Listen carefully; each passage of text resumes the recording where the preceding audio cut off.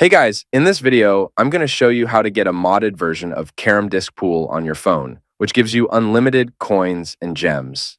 So keep watching the video, and I'll show you exactly how to download it. It actually works, and it's super crazy. So if you like to play Carrom Disc Pool, then you probably wouldn't mind a modded version of the game, which I'm going to show you guys exactly how to download in this video. Just keep watching, it's going to work for you. Basically, all you have to do in Carrom Disc Pool++ is to simply type your desired amount of coins and gems. You can type any amount of coins and gems you want to get. Just go ahead and type it and make sure it is turned on like this. Now, when you go ahead and simply hold this next button, it should send it to your account.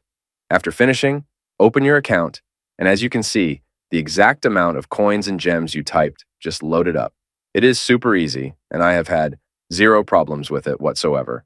I'm going to show you guys how to download it. All you have to do now is to simply head over to the pinned comments down below. There, I explain exactly where you can get Carrom Disc Pool++. So just head over to the pinned comments, leave a like if this method worked for you at the end, and that's it. See you all in the next video. Bye-bye.